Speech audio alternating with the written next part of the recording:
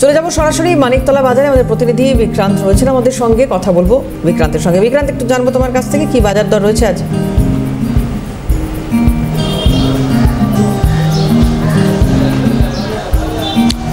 দেখো, মানিকতলা বাজারে কিন্তু এই মুহূর্তে সকালবেলা সুপ্রভাত জানাবো ক্যালকাটা নিউজের সকল দর্শকদের। মূলত যে ছবিটা দেখাবো, বাজারে কিন্তু আজকে অর্থাৎ রাত পোহালেই শ্যামা পুজো, তার আগে কিন্তু 14 শাক বিকোচ্ছে এবং যে 14 রকমের যে পাট শাক রয়েছে, হেলেঞ্চা শাক, সমস্ত মিক্স আপ করে সেই 14 শাক রয়েছে এবং প্রত্যেকে কিন্তু সেই 14 শাক কিনছে। মূলত 12 থেকে 15 টাকা শয়ের মধ্যে কিন্তু এই শাক কিন্তু বিক্রি হচ্ছে। এর পাশাপাশি যে আজকের যে শীতকালীন সবজি, সেই শীতকালীন সবজিও কিন্তু ইতিমধ্যেই বাজারে এসছে।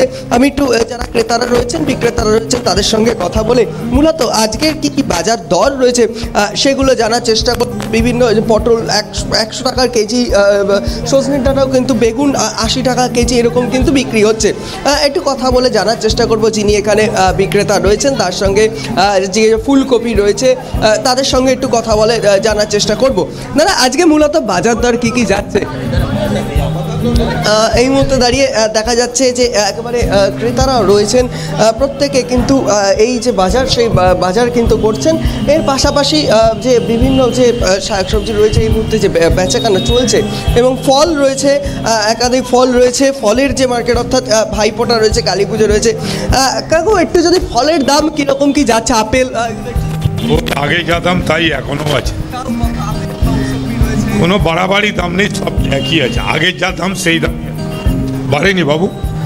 অর্থাৎ বলছেন যে বিক্রেতা বলছেন যে দাম কিন্তু যত আগের যেরকম রয়েছে তাই দাম একই রয়েছে এবং জানিয়ে রাখবো যাতে দাম যাতে না বাড়ে সেই জায়গায় দাঁড়িয়ে কিন্তু মুখ্যমন্ত্রী তিনি ঘোষণা করেছেন যে টাস্ক ফোর্স, সেই টাস্ক ফোর্স যেন নজর রাখে। মূলত যেটা পটল 60 টাকা উচ্ছে 70 টাকা কেজি যাচ্ছে, ঝিঙে 60 টাকা যাচ্ছে, বরবটি 80 টাকা, আলু পেঁয়াজ রয়েছে। এর পাশাপাশি এই যে 14 শাক, সেই 14 শাকের যে সরঞ্জাম, সেই 14 শাকের দাম কিন্তু 10 থেকে 15 টাকা করে হয় এবং মূলত আজকের বাজার প্রত্যেকেই 14 শাক তারা কিন্তু কিনছেন এবং সেই জায়গা থেকে দাঁড়িয়ে আমি একটু জানার চেষ্টা করবো আরও যারা এখানে বাজারে রয়েছেন তাদের সঙ্গে কথা বলার চেষ্টা করব এবং এর পাশাপাশি দাম কি কি রয়েছে সেই বিষয়গুলো একটু জানার চেষ্টা করব, যে কীরকম কি দাম যাচ্ছে, কীরকম দাম যাচ্ছে বাজার। আমি সব মাল জাল কিনি না, আমি ঠিক বলতে পারবো না, জিজ্ঞেস করো। এখন মাল মাপার সময়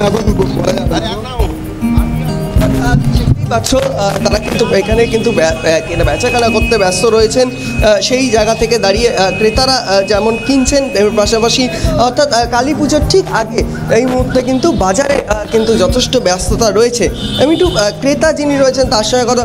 দাদা, বাজার তো করছেন, দাম কেমন কি বুঝছেন? হাতে কিনে যাচ্ছে জিনিসপত্রের দাম তো বেশিই রয়েছে ভাই, কম তো কিছু নেই। যা আছে দিন পর দিন তো বেড়েই যাচ্ছে, যাকে যা আছে করতেই হয়।